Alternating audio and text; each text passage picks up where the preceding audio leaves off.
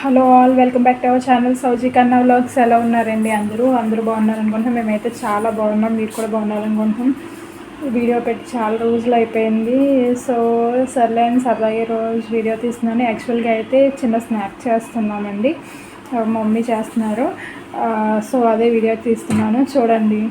So ఈరోజు snack అయితే చూసారు, నా చేతిలో ఏముంది, బ్రెడ్తో చేస్తున్నాం. అదే garlic bread pakoda. First time try చేస్తున్నాం, చూడండి ఎలా వస్తుందో.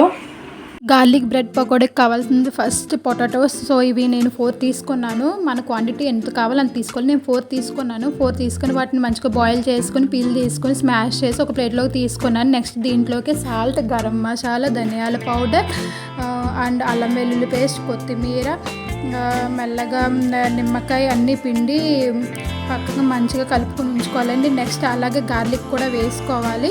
మన టేస్ట్ తగ్గట్టుగా అన్నీ చూసుకోవాలి. నెక్స్ట్ కరివేపాకు, కట్ చేసిన పచ్చిమిర్చి, ఆవాలు అవన్నీ వేపి నెక్స్ట్ దీన్ని మిక్సర్లో వేసుకొని మిక్స్ చేసుకోవాలి.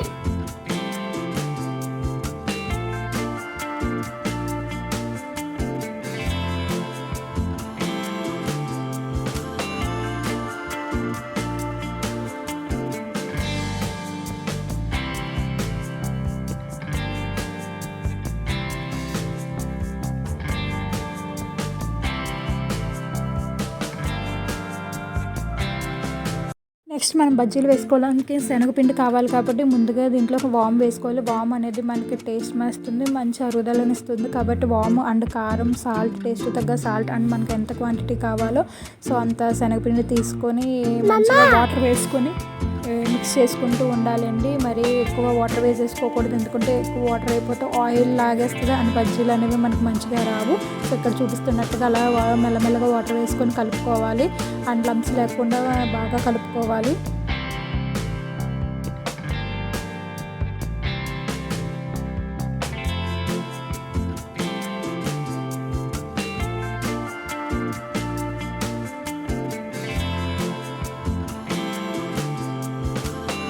చూస్తున్నారుగా, ఇలా రెడీ చేసుకొని పక్కకు పెట్టుకోవాలి. అందులోకి లాస్ట్లో సోడా వేసుకోవాలండి. ఎంతో కొద్ది కొంచెమే వేసుకోవాలి. సోడా ఎక్కువ వేసుకుంటే ఆయిల్ లాగేస్తుంది. సో సోడా వేసుకొని ఇలా తీసుకుని పక్క పెట్టుకోవాలి. నెక్స్ట్ ఏమో టాపింగ్ అని చెప్పి కొత్తిమీర అండ్ పచ్చిమిర్చి, కొంచెం జీలకర్ర, ఉప్పు వేసి వాటర్ వేసి మిక్సీ పెట్టి పక్క పెట్టుకోవాలండి.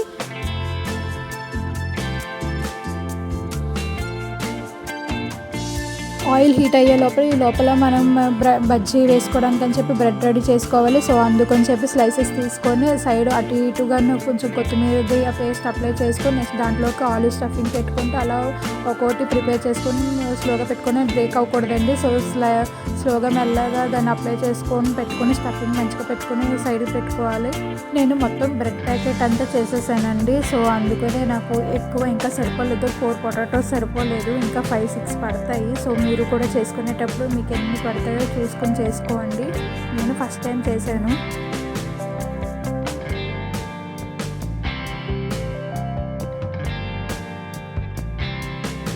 అన్నీ పెట్టేశాక మనం బజ్జీ వేసుకోవడానికి వీలుగా ఉండాలి కాబట్టి వీటిని స్మాల్ స్లైసెస్ కింద ఒక్కొక్క బ్రెడ్ని అలాగా స్లైసెస్ కింద చేసి సైడ్ పెట్టుకోవాలి.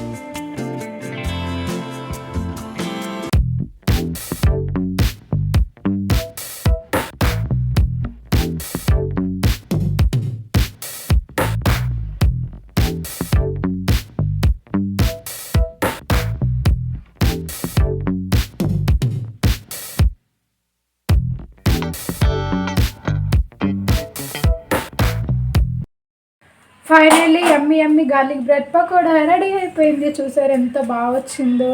బాగా చేసింది మా మమ్మీ, ఫస్ట్ టైం చేయడం. సో టేస్ట్ అయితే ఇంకా చేయలేదు. ప్రజెంట్ అయితే అపీరెన్స్ అయితే ఇలా వచ్చింది. చాలా బాగుంది చూడడానికి. ఆయిల్ కూడా లాగలేదు. చూడండి బ్రెడ్ పకోడా. దీన్ని బ్రెడ్ పకోడా అంటారో బ్రెడ్ బజ్జీ అంటారో మీ ఇష్టం అండి, ఏదైనా అనుకోండి. బట్ ట్రై చేయడం అయితే ఫస్ట్ టైం. స్వీట్ హాట్ రెండు కలిపి ఉండేలాగా. సో నచ్చితే కనుక మీరు మీ పిల్లలకి స్నాక్స్ కింద ట్రై చేసి పెట్టండి. సో నా ఛానల్ కొత్తగా చూసే వాళ్ళైతే సబ్స్క్రైబ్ చేయండి. లైక్ చేయడం మాత్రం మర్చిపోద్దు. Keep supporting us, keep loving us. Bye bye, take care.